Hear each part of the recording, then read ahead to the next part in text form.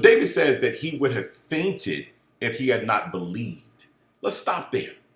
Let's stop there. David says that he would have fainted. He would have fell out, not made any attempts, or not been capable. He would have just been totally down and out, counted out. He would have fainted unless he believed. So David's anchor, and I just want to stop there with believe first. So David's anchor in life was his hope. His hope. His ability to see beyond the present situation. The ability to forecast and to look through the darkness of life, the trauma of circumstances, and to see a ray of light, a thread of hope.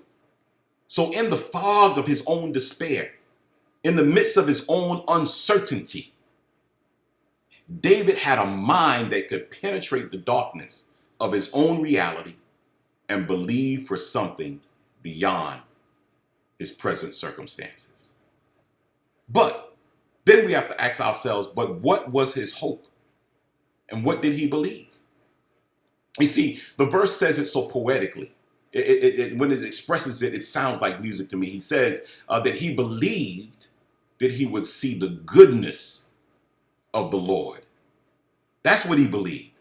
He just didn't have hope, but his hope was that he would see the goodness of the Lord in the land of the living.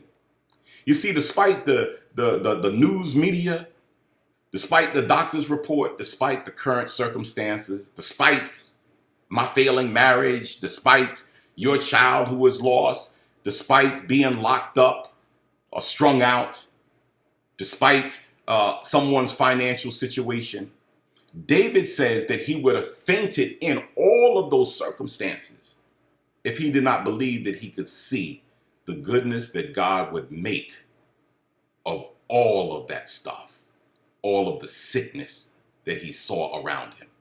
Y'all got that?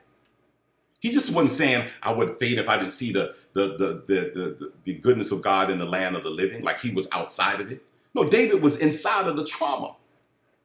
He was inside of the news feed that came. David had COVID.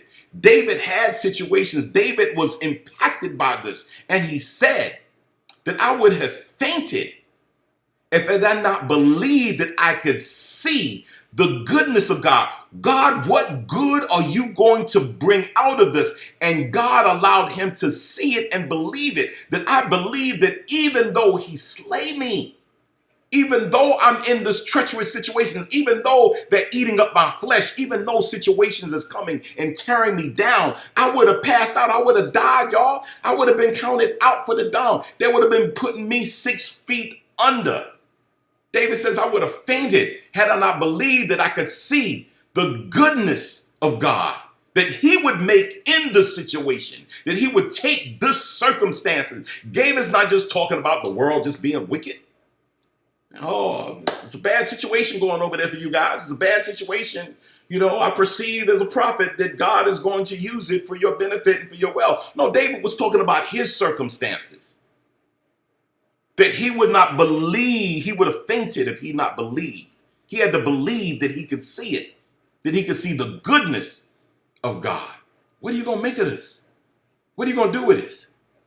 Surely David knew that what God made for evil, God would make for good. He knew that. Surely David knew that all things work together for the good for those who are called according to his purpose. David knew that. David knew that he was called into the purpose of God. God called him to be a king. Who am I to be a king? Well, I'm not going to argue with the Lord. The Lord said I could be king and I'm going to be king. Then that's what I'm going to be. I'm going to be that.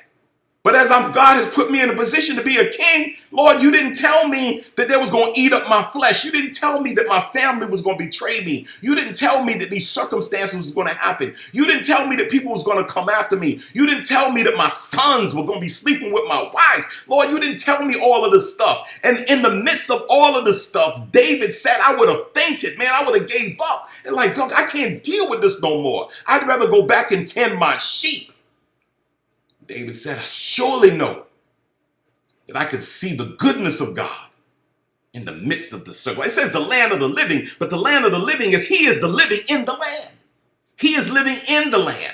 And in this life that I have, in the situation I have, I don't know about somebody else's situation. I don't know what Saul is going through right now. I don't know what anybody's going through. All I know is what surrounds me is despair. So based on the stress in his heart, the trauma of his present situation, he appeals to his inner man, and his soul born of God gives him hope. And he simply says at the end of the thing as a plea to everyone else, even to himself. And I say, I know this, I resonate with this so much because I have been there. I have been that person that has been called. God called me out to use me and to do something. But in the midst of doing it, being in ministry for years, being torn at, tormented at, people saying you're not worthy. They're saying this, saying that. In the midst of all of this simply stuff, he appeals to his inner man, and his soul born of God gives him hope. And he simply says to himself, and I said it to myself, wait on the Lord. Hold on, my brother. God didn't bring you here and put you through this for nothing. Hold on, my sister. Despite the wickedness, despite the evil, despite the pandemic, despite the fourth and the fifth shot that you got to take on your arm, the new variant that's coming out, the new work situation that you got to deal with, that you wasn't looking for this, you got knocked back down, despite the child that's behind bars, despite relationships that are broken, the marriage that seems dead, hold on and look through the storm and believe in your own mind. Here first, if you got to have it here, that you will see the goodness of God prevail in your situation, in this life, in the land of the living.